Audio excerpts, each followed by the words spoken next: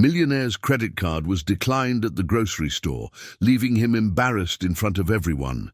But then, a 7-year-old poor girl behind him did something incredible that shocked all. Before we dive into the story, drop a comment below and tell us where you're watching from. Enjoy the story. The fluorescent lights of Miller's grocery store hummed overhead as Michael Harrison stood frozen at Register 3, his platinum credit card trembling slightly in his manicured hand. The cashier, a tired-looking woman in her 50s, had just delivered the words that seemed impossible. "I'm sorry, sir, but your card has been declined." Michael's face flushed crimson. Behind him, a line of Saturday afternoon shoppers began to murmur and shift impatiently. His cart was loaded with organic vegetables, premium steaks, and imported wine, easily $300 worth of groceries for his downtown Seattle penthouse. "There must be some mistake," he said, his voice barely above a whisper. "Try it again, please." The cashier's sympathetic smile faltered as she swiped the card once more. The machine beeped its cruel rejection again. "I'm sorry, sir. Do you have another form of payment?" Michael's hands shook as he fumbled for his wallet, pulling out card after card. His Black American Express declined. His backup, Visa, declined. Even his emergency MasterCard met the same fate. The murmurs behind him grew louder, more judgmental. "Maybe step aside so others can pay," someone called out rudely. Michael's throat tightened. This was impossible. Just yesterday, his accounts showed 8 figures. His tech company, Harrison Digital Solutions, had just landed a massive government contract. How could every single account be frozen? "Sir?" The cashier's voice was gentler now, recognizing his genuine distress. "Should I put these items aside for now?" The humiliation burned through him like acid. Michael Harrison, the man who owned 3 luxury cars and a yacht, couldn't afford groceries.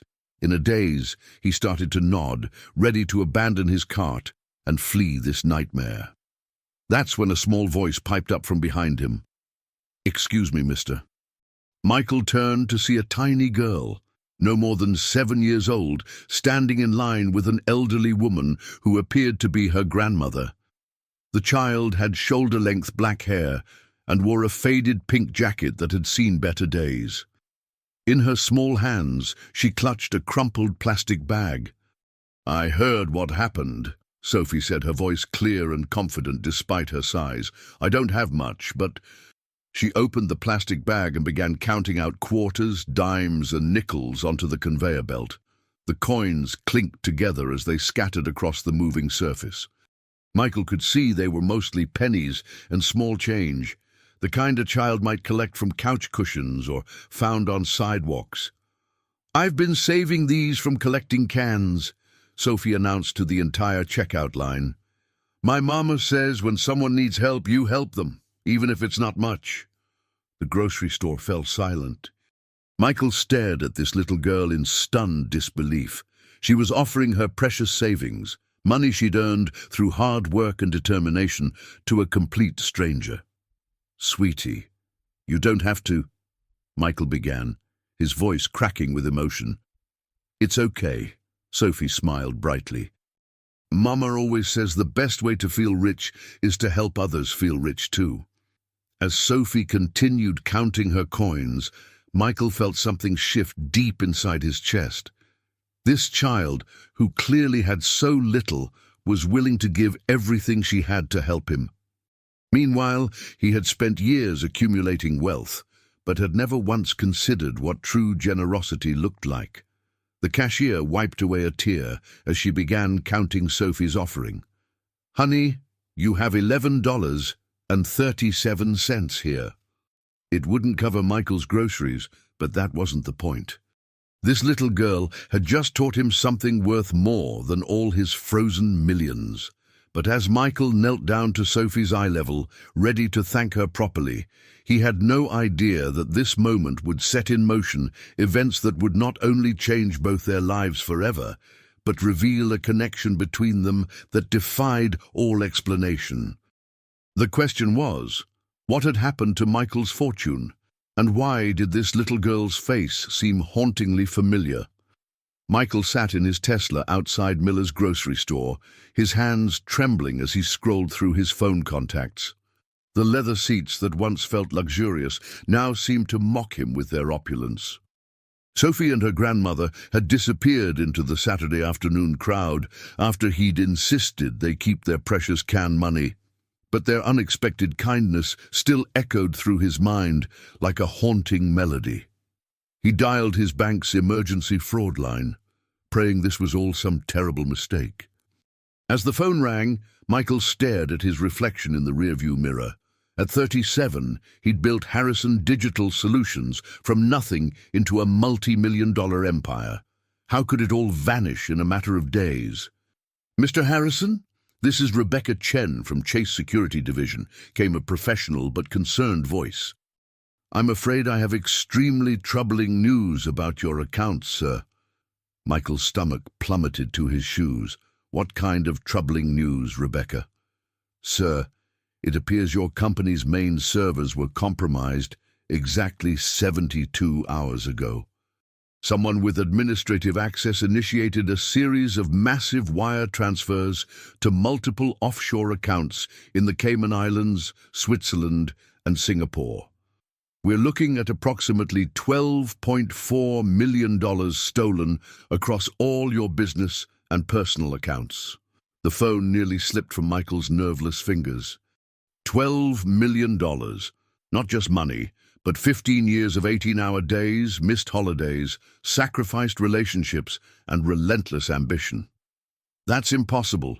We have military-grade cybersecurity, triple authentication protocols. How could anyone breach our systems?"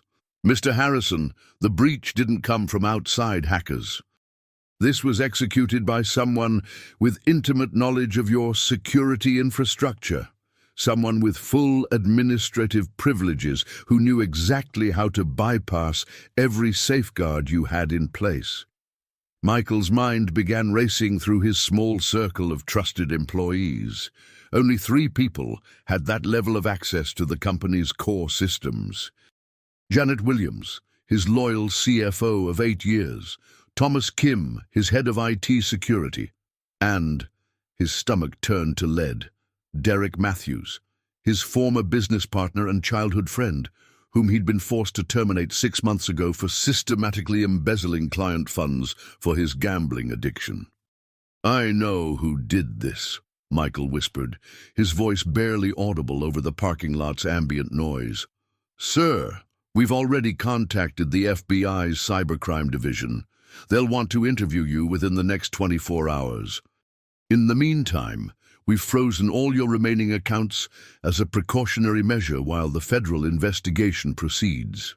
As Rebecca continued explaining the legal procedures ahead, Michael felt the walls of his carefully constructed life crumbling around him.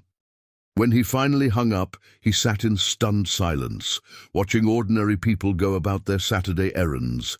People who probably worried about mortgage payments and grocery bills, but who at least had bank accounts that weren't frozen by federal investigators.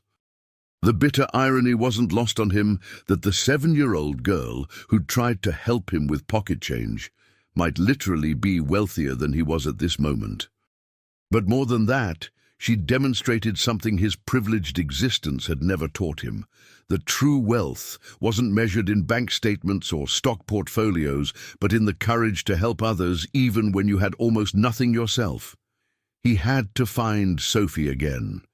Something about her selfless generosity called to him in a way he couldn't rationally explain, as if she held some key to understanding what really mattered in life.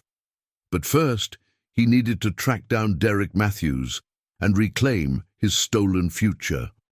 2 days later, Michael sat hunched over a borrowed laptop in SeaTac Internet Cafe, a cramped establishment that smelled of burnt coffee and desperation.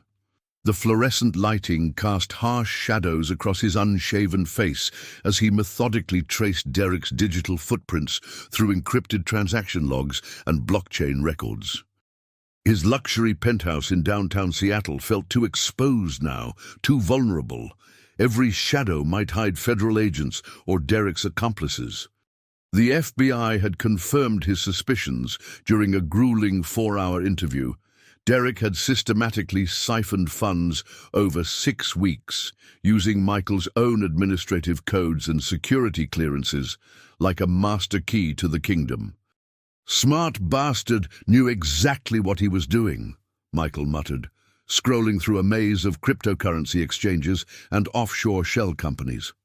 Derek had routed the stolen money through 7 different countries before converting it all to untraceable digital currency. $12 million had simply evaporated into the digital ether. His phone buzzed insistently. The caller ID showed Peterson and Associates law firm, his personal attorney. "Michael, we need to talk immediately." Richard Peterson's voice was tight with barely controlled panic. "The creditors are already circling like sharks who smell blood in the water. Without those frozen funds, Harrison Digital Solutions is technically bankrupt as of this morning. You've got maybe a week, 10 days maximum, before they begin seizing everything." Everything.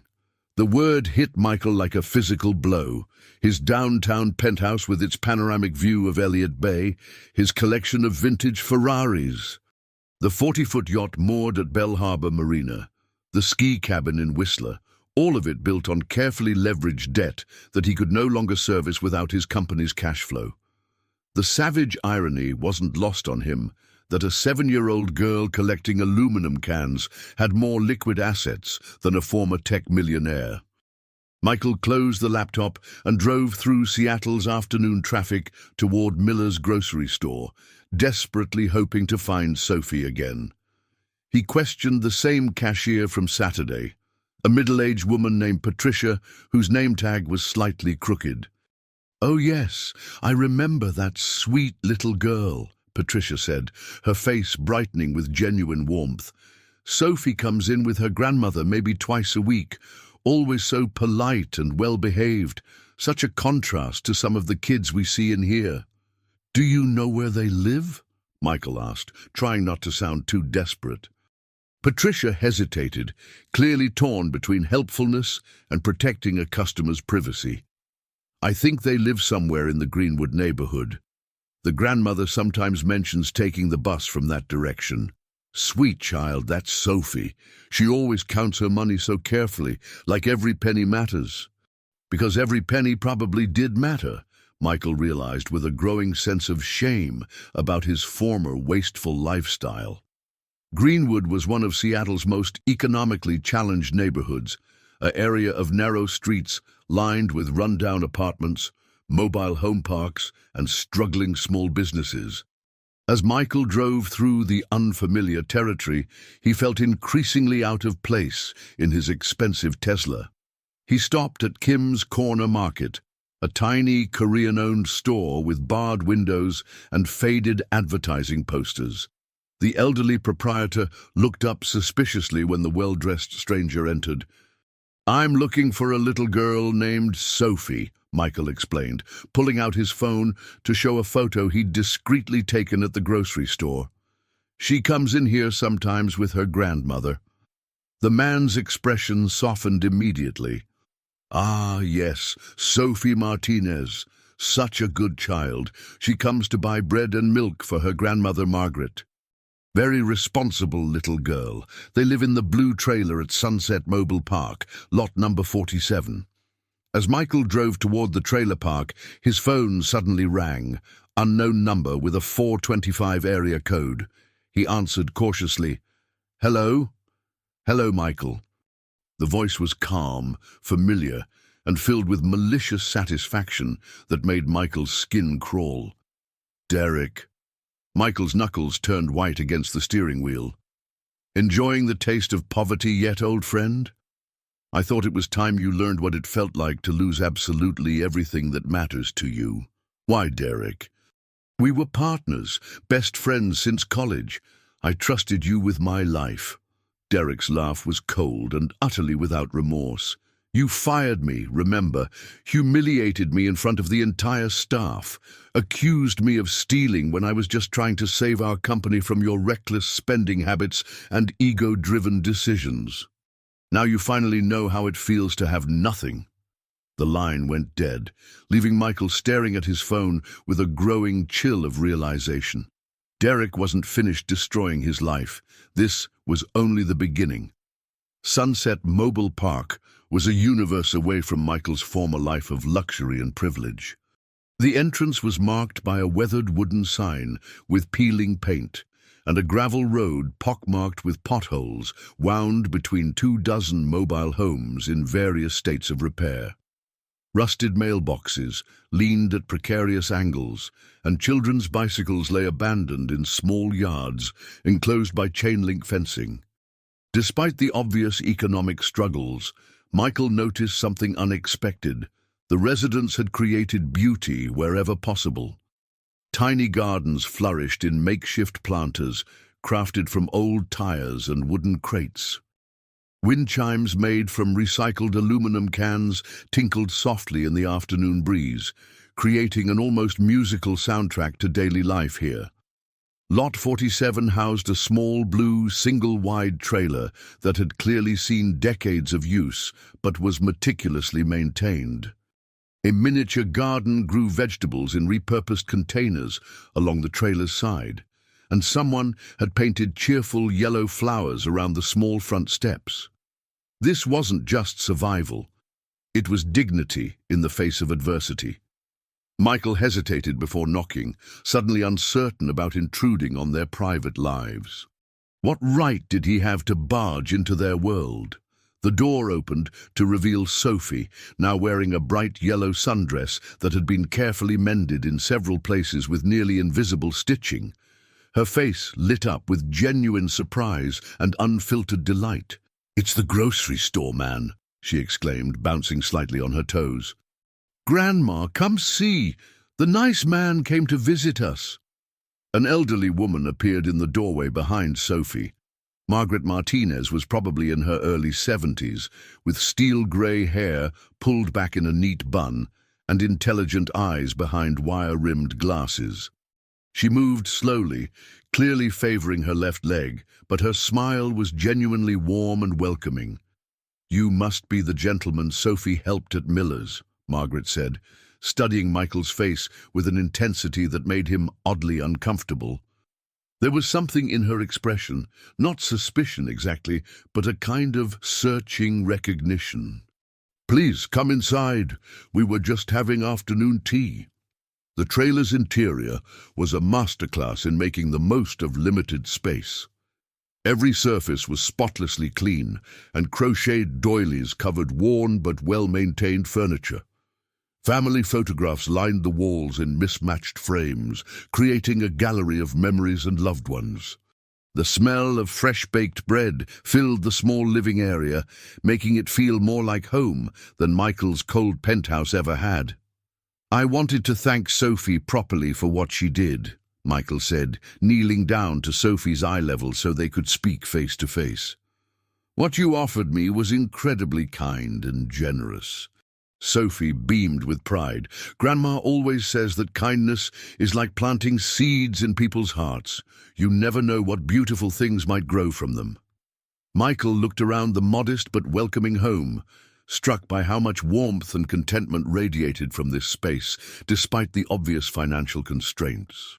His penthouse, with its expensive furniture and city views, had never felt this alive or meaningful. "Sophie, may I ask why you were collecting aluminum cans?" Michael asked gently. "Grandma needs special medicine for her leg where it got hurt," Sophie explained matter-of-factly, as if helping support her guardian was the most natural thing in the world. "Our insurance doesn't cover all of it, so I help collect extra money however I can. It's not much, but every little bit counts." Margaret's cheeks flushed with embarrassment. "Sophie, you don't need to burden our guest with our personal problems." "It's okay, Grandma. He has kind eyes, just like you taught me to look for." Michael felt something twist painfully in his chest. Here was a 7-year-old child taking financial responsibility for her elderly guardian's medical needs, while he had spent years accumulating wealth purely for the sake of having more. Her selfless maturity put his former priorities to shame. "What kind of medication does your grandmother need?" Michael asked softly. "Arthritis medication and physical therapy," Margaret said quietly, clearly uncomfortable discussing their struggles with a stranger. "But those are our concerns, not yours, young man." As Michael sat in their tiny living room, accepting a cup of perfectly brewed tea in a delicate china cup that had probably been precious for decades, something nagged persistently at the back of his mind. Margaret kept watching him with an expression he couldn't quite decipher, not suspicion or wariness, but something much deeper. Recognition, perhaps, or maybe hope mixed with fear. "Have we met somewhere before?" he asked suddenly, the question surprising him as much as her. Margaret's hands trembled slightly as she set down her teacup with unusual care. "No, I don't believe we've ever been formally introduced. But you have a very familiar face, dear." Sophie piped up with innocent curiosity. "Grandma has lots of old pictures in her bedroom. Maybe you look like someone from the old days." The color drained completely from Margaret's face, and Michael noticed her hands were now visibly shaking. "Sophie, sweetheart, why don't you go outside and play for a little while?" Margaret suggested, her voice carefully controlled but strained with some hidden emotion. As Sophie skipped cheerfully out the front door, Margaret turned to face Michael with tears already forming in her eyes. "I think it's time we had a very important conversation." Margaret's hands shook visibly as she poured fresh coffee from a pot that had clearly been brewing longer than necessary. The silence in the small trailer grew heavy and expectant between them, filled with the weight of unspoken secrets. Through the thin walls, they could hear Sophie's laughter as she played outside, completely unaware that her world was about to change forever. "Before we talk about anything else," Michael said gently, "I need to tell you something important. I'm not the wealthy man Sophie tried to help at the grocery store anymore. I've lost everything I thought mattered. My business, my home, my entire fortune. Someone I trusted completely stole it all and left me with nothing." Margaret set down her coffee cup with a sharp ceramic clink, studying his face with renewed intensity. "Money isn't everything in this world, dear. Sophie and I learned that particular lesson many years ago when we lost her mother." She paused, her voice growing softer. "But that's not what I wanted to discuss with you." She stood slowly, clearly struggling with arthritis pain, and disappeared into the trailer's single bedroom. Michael heard the sound of drawers being carefully opened and papers rustling like autumn leaves. When Margaret returned several minutes later, she carried a small wooden jewelry box that looked like it had been precious for decades. 30 years ago, Margaret began, her voice barely above a whisper, "I made the most difficult decision of my entire life. I gave up my grandson to a wealthy family in Bellevue, hoping desperately that they could provide him with opportunities and advantages I could never afford to give him myself."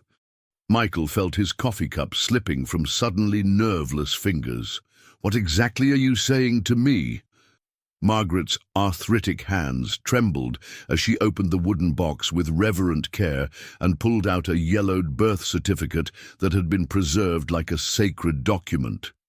Michael David Harrison, born September 15, 1987, at Swedish Medical Center in Seattle. Mother, Sarah Elizabeth Harrison, my beloved daughter who died in a car accident when you were only 2 years old. The trailer seemed to spin wildly around Michael, as if the earth had shifted on its axis. The birth certificate bore his exact name and birth date, but listed Sarah Harrison as his mother, not Eleanor Harrison, the woman who had raised him in luxury in Bellevue for his entire conscious life. "The Harrison family who adopted you," Margaret continued, tears now flowing freely down her weathered cheeks. "They seemed like good people when we first met. They promised they would let me visit sometimes, maybe send pictures as you grew up. They said they understood how hard it was for me to give you up. But after that first year, they told me it would be psychologically easier for everyone involved if I stayed completely away. They changed your birth records, made it seem like you were their biological son from birth. Michael stared at the faded birth certificate, feeling his entire understanding of reality crashing down around him like a house of cards in an earthquake. "You're telling me that you're my biological grandmother?" "Yes," Margaret whispered, her voice breaking with 3 decades of suppressed grief. "And Sophie is your half-sister. She's Sarah's daughter from a relationship she had years later with a man who abandoned them both when Sophie was barely 2 years old. When Sarah was dying in that second car accident 3 years ago, she brought Sophie to me and made me promise to love her like I'd loved you." The small trailer fell completely silent, except for the persistent ticking of an old clock on the wall and the distant sound of children playing outside. Michael felt like he was drowning in a tsunami of impossible revelations. His adoptive parents had constructed an elaborate lie that had shaped his entire identity. This woman he'd met just days ago was his actual grandmother, and Sophie, sweet, generous Sophie, who'd tried to help him with her precious can money, was his sister. "Why didn't you tell me who I was when you saw me at the grocery store?" Michael asked, his voice cracking with emotion. "I wasn't completely certain it was really you until I could study your face up close today," Margaret admitted. "But your eyes. You have your mother Sarah's exact same eyes, the same shape, the same unusual green color. And when Sophie offered to help you with her savings," Margaret smiled through her tears. "She has the same generous, selfless heart that her mother had, the same heart you displayed as a little boy before they took you away from us." Michael stood abruptly, pacing the trailer's small confines like a caged animal. "This is impossible to process. My parents, the Harrisons who raised me, they told me that my birth parents had died in an accident and that there was no extended family left anywhere in the world. They lied to you completely, sweetheart. I've been alive all these years, wondering every single day about my grandson who vanished into a world of privilege I could never reach or understand." Through the window, Michael could see Sophie playing an elaborate game of hopscotch on the gravel driveway, completely unaware that her universe was about to expand in ways she couldn't imagine. His own world had already been shattered twice this week, first by Derek's financial betrayal, and now by this earth-shattering revelation about his true identity and family. But as he watched Sophie's innocent joy and unguarded laughter, Michael realized something profound. For the first time in his adult life, he wasn't truly alone in the world. He had real family, blood family who had loved him before he even knew what love meant. The question now was, what was he going to do with this life-changing knowledge? Michael sat on the trailer's small concrete front steps, watching Sophie chase butterflies among the mobile park's modest flower gardens while his mind struggled to process Margaret's earth-shattering revelations. Everything he had believed about his identity, his family, his very origins, was apparently an elaborate fiction constructed by people he had called Mom and Dad for 37 years. The late afternoon sun cast long shadows between the trailers, and somewhere nearby a radio played classic country music. It was such an ordinary moment, yet Michael felt like he was living inside someone else's life. "I need to see more evidence," he said, when Margaret slowly joined him outside, moving carefully on her arthritic leg. "Not because I doubt your word, but because this changes absolutely everything I thought I knew about myself." Margaret nodded with complete understanding. "I have hospital records from when you were born, your mother's letters and diary from when you were small, even photographs of you as a toddler playing in this very trailer park. The Harrisons were wealthy clients of the private adoption lawyer who handled the arrangement. They promised you would have every educational and social advantage money could buy. While you struggled to raise Sophie alone after losing both your daughters," Michael said, guilt hitting him like a physical blow to the chest. "I did what I believed was best for both of you at the time," Margaret said softly, her voice heavy with decades of second-guessing. but I've regretted that decision every single day since they drove away with you." Michael's phone suddenly buzzed with a text message from an unknown number, "Enjoying your touching family reunion. Very heartwarming. D." Ice-cold terror flooded Michael's veins. Derek was somehow watching them at this very moment, but how had he tracked them to this remote trailer park? "Margaret, we need to get Sophie inside immediately," Michael said sharply, his voice tight with alarm. "What's wrong, dear?" Before Michael could explain, a black SUV with heavily tinted windows pulled slowly into the trailer park's gravel entrance and parked directly across the narrow street from Lot 47. Through the dark glass, Michael could clearly see the silhouette of a man holding what appeared to be a camera with a telephoto lens. "Sophie!" Michael called out with barely controlled urgency. "Come here right now, sweetheart." Sophie stopped chasing butterflies and skipped over to them, immediately sensing the tension radiating from both adults. "What's wrong? You look scared." Margaret's face had gone completely pale as she stared at the mysterious SUV. "Michael, who is that person watching us?" "Someone extremely dangerous who wants to hurt our family," Michael said grimly, his protective instincts flaring to life for people he'd just learned were his blood relatives. Another text message arrived. "Very touching scene. Too bad it won't last much longer. Check your email for a special preview." With hands trembling from adrenaline, Michael opened his email application. Derek had sent a video file with the subject line, "Your future." Michael pressed play, and his blood turned to absolute ice water. The video showed Derek sitting confidently in what appeared to be an upscale law office, speaking directly to someone positioned behind the camera. He looked well-rested and smugly satisfied with himself. "Yes, Mr.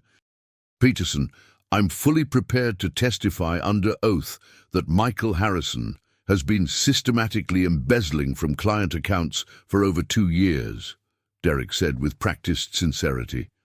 "I have extensive documentation showing how he's hidden millions of dollars in offshore accounts while filing fraudulent tax returns." Michael's heart stopped beating entirely. Derek was planning to frame him for the exact same financial crimes that Derek himself had committed. But the video continued, and Derek's next words made Michael's entire world collapse. "I also have compelling evidence that he's been involved in serious identity fraud related to illegal adoption schemes and child trafficking. The FBI will be extremely interested in his suspicious connections to Margaret Martinez and the unregistered minor child living with her." Margaret gasped audibly, having heard Derek's voice clearly from the phone's speaker. "He's threatening to hurt Sophie?" "Not if I have anything to say about it," Michael said with grim determination. But even as he spoke the words, he realized the impossible trap Derek had constructed around them. If Michael stayed to protect his newfound family, Derek would frame him for crimes that would send him to federal prison for decades. If he fled to save himself, he would abandon the grandmother and sister he had just discovered. The black SUV's engine started with a low rumble, and it began driving very slowly toward their trailer, like a predator stalking its prey. "We need to leave this place immediately," Michael said urgently. "All 3 of us. Right now." But as they rushed toward the trailer to gather essential belongings, Michael's phone rang insistently. The caller ID displayed his adoptive mother's number, a sight that had once brought comfort but now filled him with dread. "Mom?" he answered, desperately hoping for some kind of support or guidance in this chaos. "Michael, darling." Eleanor Harrison's voice was as cold and calculating as winter wind. "I understand you've been visiting some very interesting people in the Greenwood area recently." Michael's blood froze solid in his veins. "How could you possibly know about that?" "Oh, my dear, naive boy. Did you really think we wouldn't keep careful tabs on our investment all these years?" Derek Matthews has been working as our private contractor for the past 5 years. We needed to ensure our generous adoption arrangement remained completely private and legally protected. The phone slipped from Michael's nerveless hand and clattered onto the concrete steps as the final piece of this nightmare puzzle clicked into place with horrible clarity. His adoptive parents hadn't merely lied about his past. They were actively orchestrating the destruction of his future. And they had been secretly watching Margaret and Sophie for decades. Michael scooped up his phone from the concrete steps, his mind racing with desperate calculations. Eleanor Harrison's cold revelation echoed in his ears like a death sentence. His adoptive parents had been orchestrating this nightmare from the beginning, using Derek as their weapon of choice. "Margaret, pack only essentials for you and Sophie," Michael commanded, his voice sharp with urgency. "We have maybe 10 minutes before they make their move." The black SUV had stopped directly in front of their trailer, engine idling like a sleeping predator. Through the tinted windows, Michael could see at least 2 figures inside, one still holding that telephoto camera. Margaret moved with surprising speed despite her arthritis, grabbing a worn duffel bag from the bedroom closet. "Sophie, sweetheart, we're going on an adventure. Pack your favorite clothes and Mr. Buttons." Sophie looked confused but excited, clutching a stuffed rabbit that had clearly been her companion for years. "Are we going to see the ocean? You promised we'd go to the beach someday." "Maybe," Margaret said, forcing a smile while throwing medications and important documents into the bag. "Right now, we're going to help Michael with something very important." Michael's phone buzzed again. This time it was a call from Eleanor Harrison. "Don't you dare run from us, Michael." Her voice was ice-cold fury. "You belong to us. We invested too much money and time in creating you to let you disappear now." "Created me?" Michael's voice cracked with disbelief. "I'm not your property, Eleanor. I never was." "Oh, but you are, darling. We have legal documents proving you're our biological son. We have medical records, school files, tax returns going back 35 years. Try to prove otherwise and we'll destroy that pathetic old woman and her bastard granddaughter." The line went dead. Michael stared at his phone, finally understanding the true scope of their manipulation. The Harrisons hadn't just adopted him. They had systematically erased his original identity and replaced it with an elaborate fiction that would stand up to any legal scrutiny. "Margaret, is there anywhere we can go? Somewhere they wouldn't think to look?" Margaret's eyes suddenly brightened with hope. "My sister Ruth lives in Port Townsend. She has a cabin in the woods that's not in any official records. We used to go there when Sarah was little." As they loaded into Michael's Tesla, the SUV's doors opened. 2 men in expensive suits climbed out, moving toward the trailer with predatory confidence. Michael recognized one of them, James Morrison, Eleanor Harrison's personal attorney and family enforcer. "Drive," Margaret whispered urgently. Michael floored the accelerator, gravel spraying behind them as they raced toward the trailer park's exit. In the rearview mirror, he watched the men scramble back to their vehicle. Sophie pressed her face against the window, watching familiar surroundings blur past. "Are we in trouble, Grandma?" "No, sweetheart. We're finally getting free." As they drove through Seattle's evening traffic, Michael's phone rang constantly. Calls from Eleanor, from Derek, from numbers he didn't recognize. He turned the phone off entirely. "Margaret, I need to know everything about my adoption, every detail you remember." Margaret stared out at the passing city lights, her voice heavy with decades of suppressed truth. "The lawyer who handled everything was named Charles Whitmore. He specialized in what he called discreet family arrangements for wealthy clients. The Harrisons paid him $50,000, more money than I'd ever seen in my life. Why did you agree to it? Because you were sick, Michael. You had a heart condition that required surgery we couldn't afford. The Harrisons promised to pay for everything and give you the best medical care money could buy. They said they just wanted to help a child in need. Michael felt another piece of the puzzle click into place. His childhood heart surgery, something the Harrisons had always claimed was a minor defect corrected when he was 3. But Margaret was suggesting it had been far more serious. What kind of heart condition? Ventricular septal defect with complications. Without surgery, the doctors said you wouldn't live to see your 5th birthday. The implications hit Michael like a physical blow. The Harrisons hadn't adopted him out of kindness. They had saved his life, then used that debt to control his entire existence. 2 hours later, they reached Ruth Martinez's cabin deep in the Olympic Peninsula forest. The elderly woman who answered the door looked exactly like Margaret, but with silver hair and fierce blue eyes. "Maggie, what are you doing here at this hour?" Ruth's gaze shifted to Michael, and her expression changed dramatically. "Dear God, is that really him?" "Hello, Aunt Ruth," Michael said quietly. "I think it's time I learned who I really am." Ruth Martinez's cabin was a time capsule from the 1970s, filled with handmade quilts, family photographs, and the lingering scent of cedar logs. As Sophie explored the cozy space with wide-eyed wonder, Ruth sat Michael down at a kitchen table, scarred by decades of family meals and serious conversations. "I told Margaret she was making a mistake 30 years ago," Ruth said without preamble, pouring coffee from a pot that had been brewing on the wood stove. But she was desperate, and the Harrisons seemed like angels offering salvation. Ruth disappeared into a back bedroom and returned with a cardboard box that had Michael's things written in faded ink across the top. Inside, Michael found treasures that belonged to a life he couldn't remember. Baby clothes, toys, dozens of photographs showing a toddler with his distinctive green eyes playing with a young woman who must have been his mother, Sarah.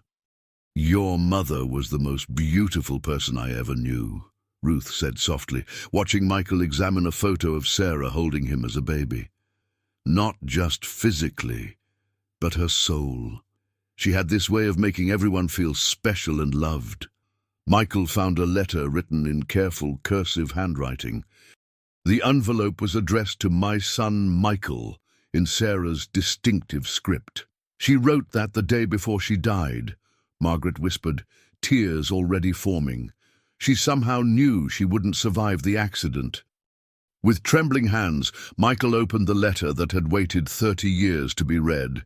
"My dearest Michael, if you're reading this, then something has happened to me, and I pray you're old enough to understand why I had to make the hardest decision any mother could face. Your heart condition is getting worse, and I don't have the money or insurance to save you. The Harrison family has offered to adopt you and pay for the surgery that will let you live a full life. I want you to know that giving you up is breaking my heart into 1,000 pieces, but I love you too much to let you die because of my poverty. Please don't hate me for this choice. Please know that every day I don't spend with you will be a day I think about you and wonder if you're happy. Be kind to others, my sweet boy. Help people whenever you can. And remember that your real family, Grandma Margaret, Aunt Ruth, and maybe someday a little sister, will always love you exactly as you are. Your mama who loves you forever, Sarah Elizabeth Harrison." Michael's vision blurred as tears he hadn't shed in decades poured down his cheeks. His mother had sacrificed everything to save his life, trusting strangers with her most precious possession. "The Harrisons kept their medical promise," Ruth said quietly. "Your surgery was successful, but they broke every other vow they made to your dying mother." Michael's phone, which he'd turned back on to check for emergency messages, suddenly rang. Eleanor Harrison's number. This time, he answered. "You can't run forever, Michael." Eleanor's voice was pure venom. "We know exactly where you are." "How?" Michael demanded. "Your Tesla has GPS tracking, you foolish boy. We've been monitoring your every movement since you left Seattle. James Morrison is already driving toward Port Townsend." Michael's blood turned to ice. He'd led danger straight to his family's sanctuary. "But here's what you don't understand yet," Eleanor continued with malicious satisfaction. "Charles Whitmore didn't just handle your adoption. He handled dozens of similar arrangements over the years. We've been collecting special children for 3 decades, Michael. You're not unique. You're just our most successful project." The phone slipped from Michael's nerveless fingers. Ruth caught it and listened to Eleanor's continuing monologue with growing horror. "Children with valuable genetic traits, unusual intelligence, special talents. We identify them young, acquire them through legal adoption, then mold them into exactly what we need them to become. You've made us millions with your technology company, just as we planned." Ruth hung up the phone with shaking hands. "Michael, we need to get you children somewhere safe, now." But even as they grabbed their belongings, Michael could hear vehicles approaching on the gravel road outside. "There's a back trail through the woods," Ruth whispered urgently. "It leads to an old mining road. Take Margaret and Sophie and run. What about you?" Ruth pulled an ancient shotgun from behind the kitchen door. "I've been protecting this family for 75 years. I'm not stopping now." As they slipped out the cabin's back door into the dark forest, Michael heard Ruth's voice calling out to their pursuers with fierce defiance. "You want them? You'll have to go through me first." Deep in the Olympic Peninsula wilderness, Michael, Margaret and Sophie stumbled through darkness, guided only by Ruth's flashlight and 30-year-old memories of childhood hiking trails. Behind them, they could hear voices, car doors slamming, and the ominous sound of Ruth's shotgun firing twice in rapid succession. "Grandma Ruth!" Sophie cried out, trying to turn back. "She'll be okay, sweetheart," Margaret said, with more confidence than she felt. "Your Aunt Ruth is tougher than old leather." The mining road Ruth had mentioned was overgrown with decades of blackberry vines and fallen timber, but it was still passable on foot. Michael used his phone's flashlight sparingly, terrified that the glow might give away their position to their pursuers. After an hour of difficult hiking, they reached an abandoned mining camp with a single structure still standing, a small ranger station that looked like it hadn't been used since the 1990s. Michael forced the rusted lock, and they collapsed inside the musty interior. Sophie immediately fell asleep on a pile of old sleeping bags they found in a storage closet, exhausted by the night's adventures. Margaret sat by the single window, keeping watch on the forest. "Michael, there's something else you need to know about your adoption," Margaret said quietly. "Something I've never told anyone, not even Ruth." "What?" "Charles Whitmore didn't just arrange your adoption. He threatened me. Said if I ever tried to contact you or interfere with the Harrison family, they would make sure Sophie was taken away from me too when she was born years later." Michael felt his anger building like a volcano preparing to erupt. "They've been controlling our entire family for 3 decades. There's more. Whitmore told me that they had other children in similar arrangements. He said the Harrisons were building something special, and you were just one piece of a larger puzzle." Before Michael could respond, his phone buzzed with a text from an unknown number. "Game over, Michael. FBI is en route to your location. You're about to be arrested for kidnapping, child endangerment, and federal financial crimes. Hope you enjoyed your family reunion. D." Margaret saw Michael's face go pale. "What is it?" "Derek's called the FBI. They think I've kidnapped you and Sophie." As if summoned by his words, they heard the distant sound of helicopters approaching through the forest. Michael's mind raced through their impossible situation. If they ran deeper into the wilderness with Sophie, they'd be fugitives putting a child in danger. If they stayed, he'd be arrested and separated from his family forever based on Derek's lies. Then his phone rang. Unknown number, but this time the voice was different. "Michael Harrison, this is Agent Sarah Chen, FBI Child Protection Unit. We need to talk." "Agent Chen, I can explain everything." "Mr. Harrison, please listen carefully. We've been investigating the Harrison family and their adoption attorney Charles Whitmore for 6 months. You're not in trouble, you're a victim, but we need your help to stop them." Michael's legs nearly gave out with relief. "What do you mean? We know about Derek Matthews' embezzlement and frame-up. We know about your real identity and the threats against Margaret Martinez. What we need is evidence about the other children the Harrisons have collected over the years." "Other children?" "At least 12 that we've identified so far.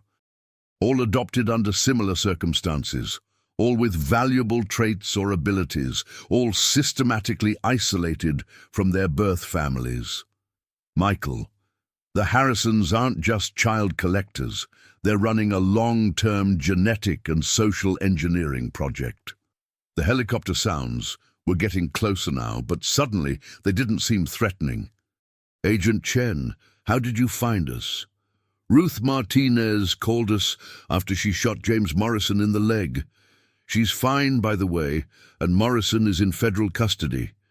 She told us about your real family connection and everything Margaret revealed."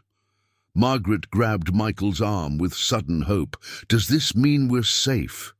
"Not yet," Agent Chen said grimly. "The Harrisons have resources and connections we're still uncovering. But if you help us gather evidence about their operation, we can protect you and bring justice for all the families they've destroyed." Through the ranger station's window, Michael could see searchlights from the approaching helicopters cutting through the forest darkness. "What do you need us to do?" "We need you to go back to Seattle and pretend everything is normal. Let Eleanor Harrison think she still controls you. We'll be monitoring everything, but you'll be our inside source to document their entire network." Michael looked at Margaret and sleeping Sophie, his newfound family who had already suffered so much because of the Harrisons' manipulation. "And if something goes wrong, then we'll all pay the price for 30 years of their crimes." 3 days later, Michael sat in the opulent living room of the Harrison family mansion in Bellevue, a sprawling estate that had always felt more like a museum than a home. Eleanor Harrison paced behind her mahogany desk, her perfectly manicured fingers drumming against the wood with barely contained fury. "You caused us considerable trouble, Michael," she said, her voice deadly calm, "running away with those people, involving federal agents, forcing us to accelerate our timeline." Michael kept his expression neutral, the tiny recording device Agent Chen had given him hidden in his shirt collar. Margaret and Sophie were safe in FBI protective custody, but his own safety depended on playing his role perfectly. "I was confused, Eleanor. Learning about Margaret and Sophie shook me up, but I'm ready to listen now." Eleanor's smile was sharp as a blade. "Good, because it's time you understood the full scope of what we've built together." She pressed a button on her desk, and a hidden wall panel slid open, revealing a sophisticated command center filled with computers, monitors, and filing cabinets that stretched from floor to ceiling. "Welcome to the future, Michael. A future we've been carefully constructing for 35 years. Eleanor pulled out a thick folder labeled Project Genesis and spread its contents across the desk.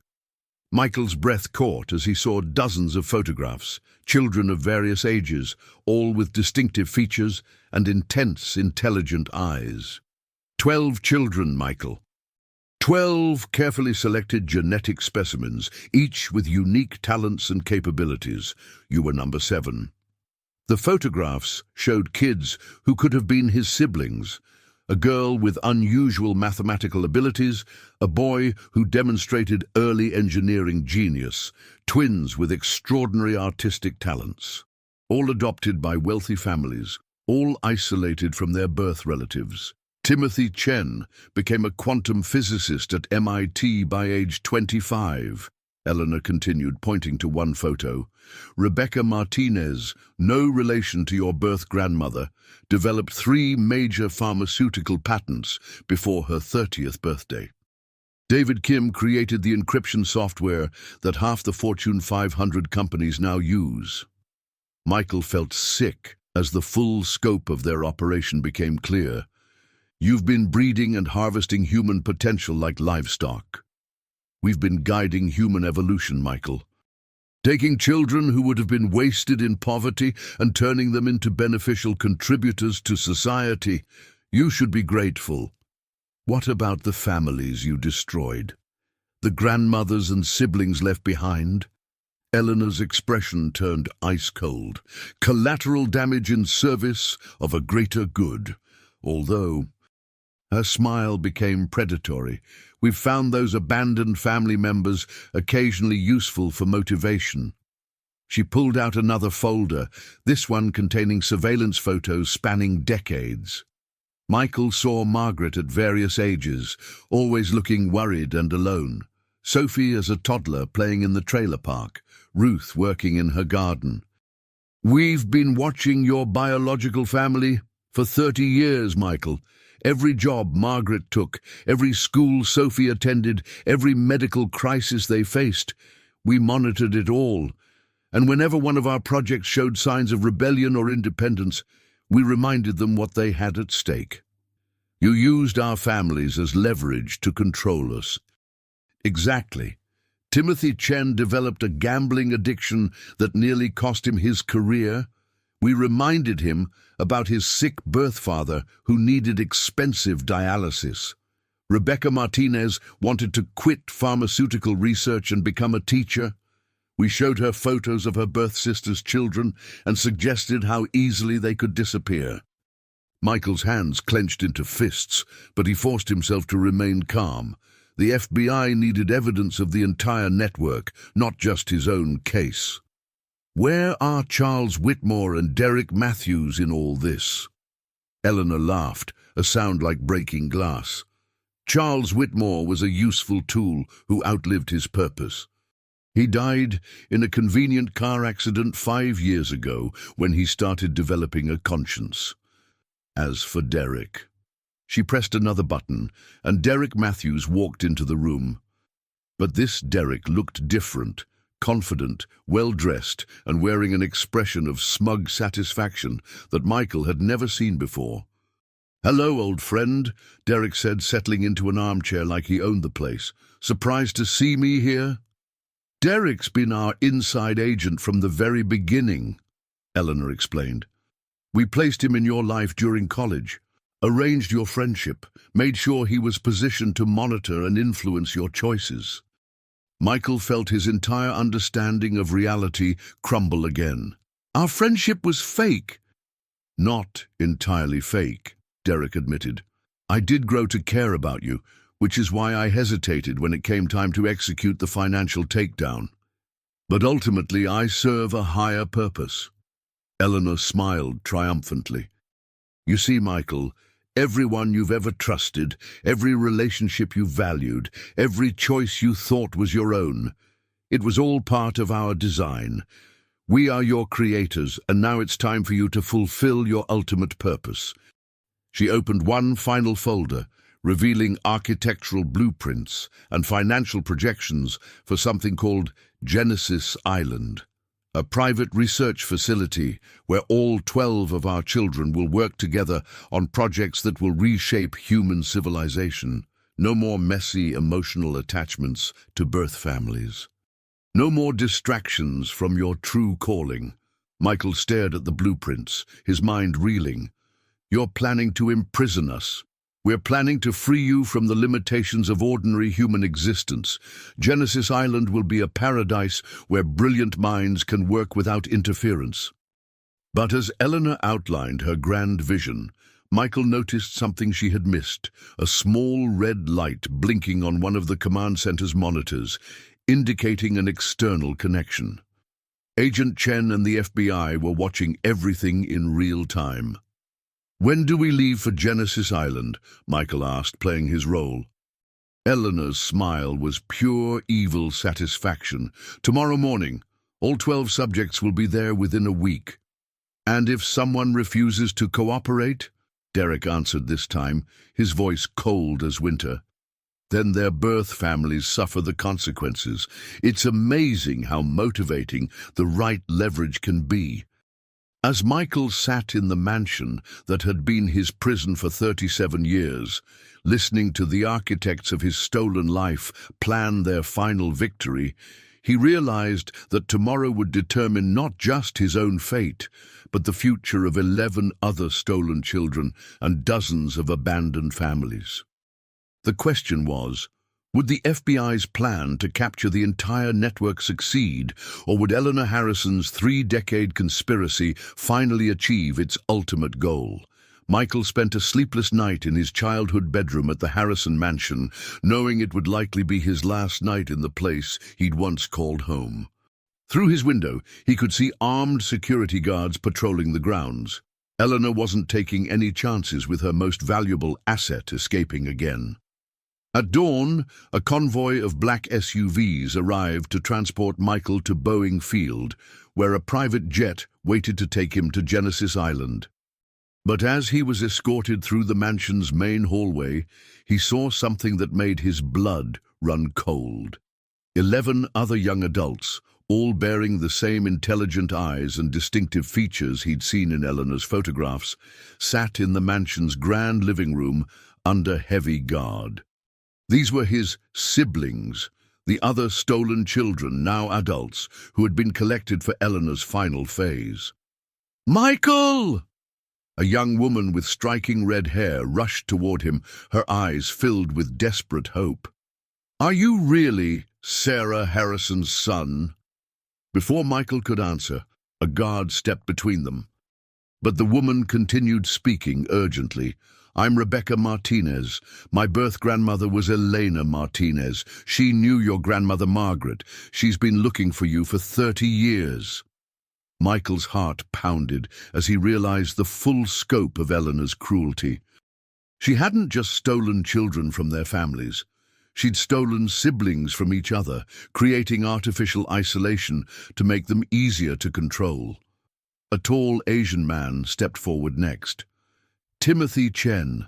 My birth parents died in what I now suspect wasn't an accident. If you know something about the real truth behind our adoptions." Enough socializing. Eleanor's voice cut through their whispered conversation like a whip. She descended the mansion's grand staircase wearing an expensive black suit that made her look like she was attending a funeral. "You'll have plenty of time to get acquainted on Genesis Island." As they were loaded into the vehicles, Michael caught sight of something that filled him with both hope and terror. Unmarked vans parked discreetly along the street, their occupants watching the mansion through tinted windows. Agent Chen's voice crackled softly through the tiny earpiece she'd given him. "Michael, we're tracking the convoy. Genesis Island is in international waters, which complicates jurisdiction, but we have Coast Guard assets standing by. Keep documenting everything you can." The private jet was luxurious, but felt like a prison transport. Eleanor sat at the front, reviewing files and making encrypted phone calls, while Derek moved between the 12 subjects, ensuring their compliance through a mixture of false friendship and subtle threats. "It's beautiful, isn't it?" Derek said, settling into the seat beside Michael as they flew over the Pacific Ocean. All these years of careful planning finally coming together. "How long have you known?" Michael asked quietly. "About the bigger picture. Since we were sophomores in college.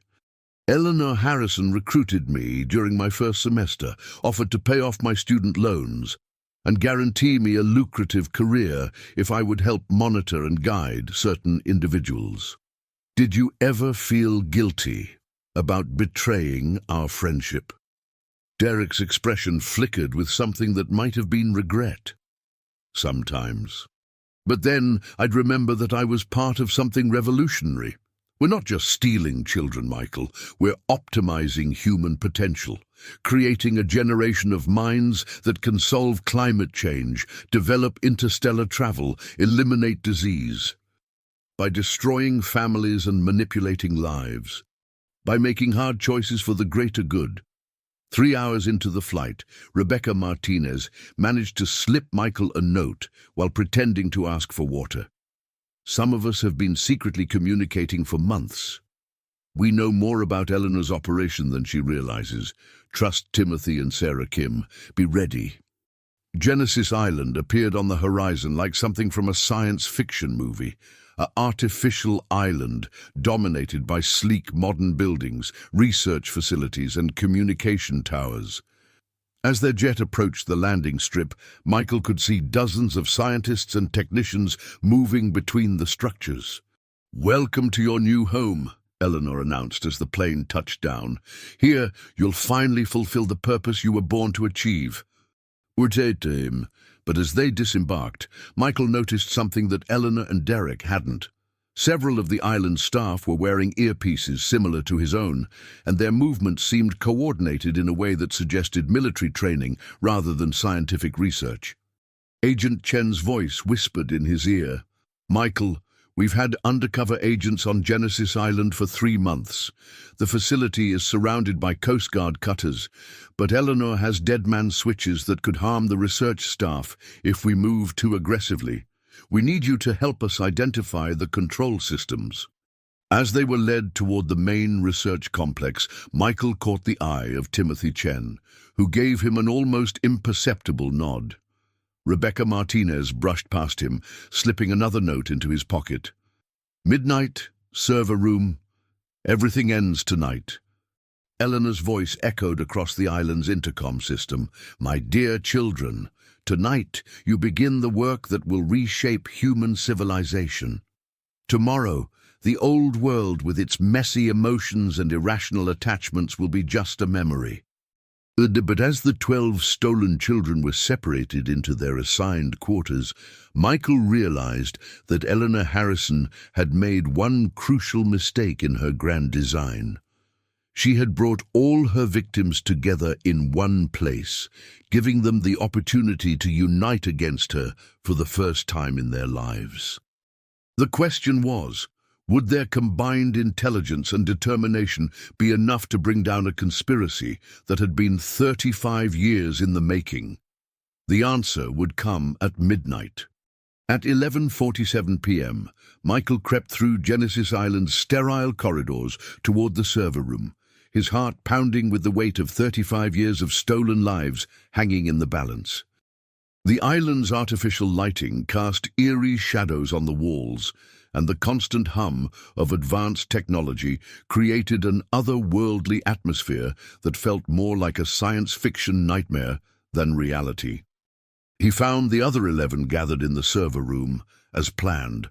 Rebecca Martinez, with her blazing red hair and fierce determination. Timothy Chen, whose quiet intelligence masked deep wells of anger. Sarah Kim, whose artistic talents had been perverted into designing propaganda for Eleanor's vision. And 8 others, whose names he was finally learning after decades of forced separation. "The FBI agents are in position," whispered David Park, a brilliant engineer who had apparently been communicating with Agent Chen for weeks. "But Eleanor has more than deadman switches. She's rigged the entire island to self-destruct if her operation is compromised. She'd rather destroy everything than lose control." Rebecca pulled up schematics on one of the computer terminals. "I've been studying the island's systems since we arrived. The explosive charges are tied to biometric sensors that monitor Eleanor's vital signs. If her heartbeat stops or becomes irregular, we have maybe 60 seconds before this place becomes a crater in the ocean." Michael stared at the technical readouts, his mind racing through impossible scenarios. "So we can't just have her arrested. We need to disarm the entire system first." "There's another problem," Timothy said grimly. "I've been analyzing the financial records Derek left unsecured. The Genesis project isn't just about the 12 of us. Eleanor has been using our innovations and patents to fund a much larger operation. There are 3 other islands, dozens more stolen children, and enough money to influence governments worldwide." Oh, the scope of Eleanor's conspiracy was staggering.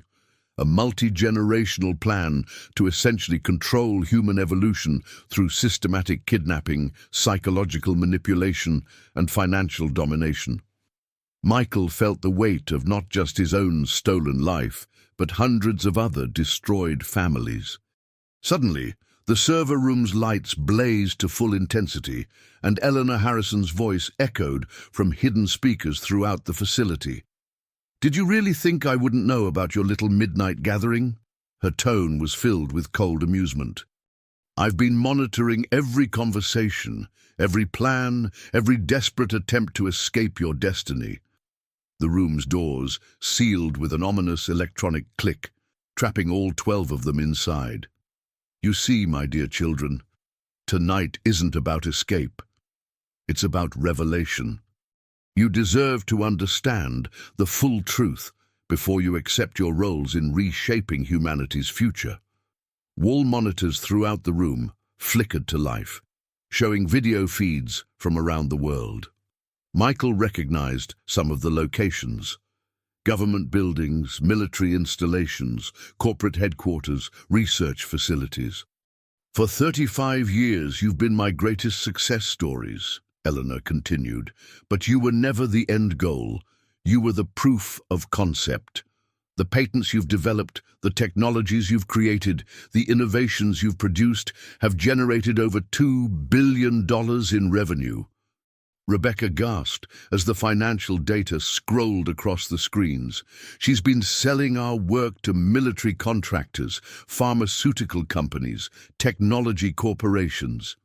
Your artificial intelligence algorithms, Michael, are now being used by 3 different government agencies for surveillance programs. Timothy's quantum encryption methods protect classified communications for 12 allied nations. Rebecca's pharmaceutical research has created drugs that can enhance or suppress specific cognitive functions." The horrifying realization struck Michael like a physical blow. They hadn't just been stolen from their families, they had been turned into unwitting weapons in a shadow war for technological supremacy. "But here's the revelation that will truly liberate you from your past attachments." Eleanor's voice took on a tone of malicious triumph. "Margaret Martinez isn't your biological grandmother, Michael." The server room fell completely silent, except for the whir of cooling fans. "Your real grandmother was my sister Catherine, who died giving birth to your mother Sarah. Margaret Martinez was Sarah's foster mother, a kind woman who agreed to raise a child that wasn't hers, out of the goodness of her heart. When Sarah became pregnant with you, Margaret stepped in again to help." Michael's legs nearly gave out. Everything Margaret had told him, every emotional connection he'd felt, every family bond he'd discovered, all based on a loving lie. Margaret chose to become your family, Michael, just like she chose to become Sophie's grandmother when Sarah died. Just like these 11 people chose to become your siblings tonight when they could have saved themselves. Eleanor's image appeared on the main monitor. She was in the island's control center, surrounded by armed guards and complex machinery. "That's the difference between us, my dear children. I create bonds through control and manipulation. But you create bonds through choice and love. That's the one thing I could never understand or replicate in all my years of planning." Agent Chen's voice suddenly crackled through their hidden earpieces.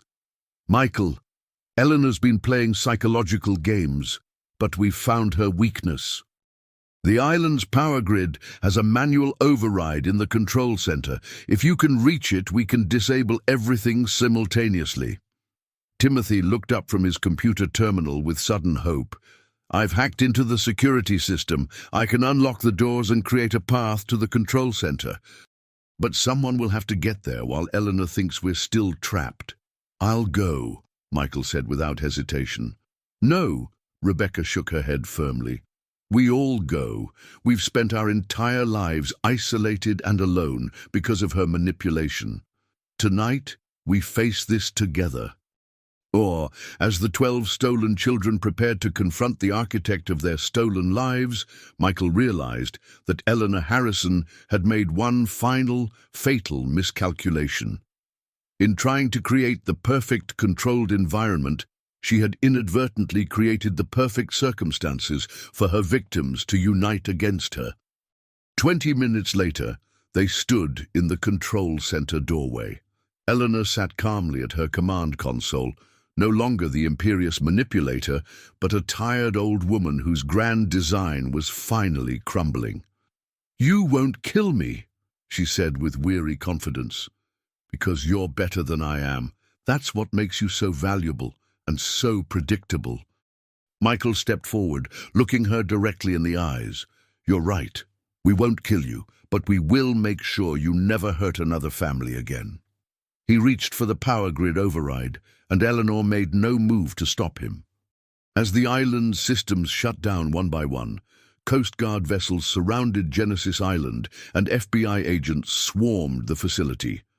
Within hours, Eleanor Harrison, Derek Matthews, and dozens of conspirators were in federal custody.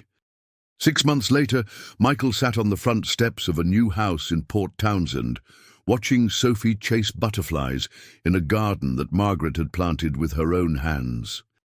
The 12 Genesis children had used their combined resources to purchase adjacent properties, creating a chosen family compound where they could heal together while using their abilities to help others. Margaret appeared in the doorway, moving with less pain thanks to the physical therapy that Michael's recovered assets had made possible.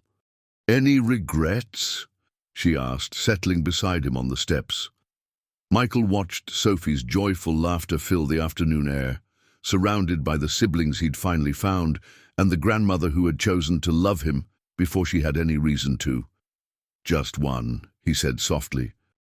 "I regret that it took losing everything I thought mattered to discover everything that actually does." As the sun set over the Olympic Peninsula, casting golden light across their imperfect but genuine family, Michael Harrison finally understood what true wealth looked like. It looked exactly like this moment, filled with chosen love, shared purpose, and the quiet satisfaction of knowing that sometimes the most broken people can create the most beautiful families.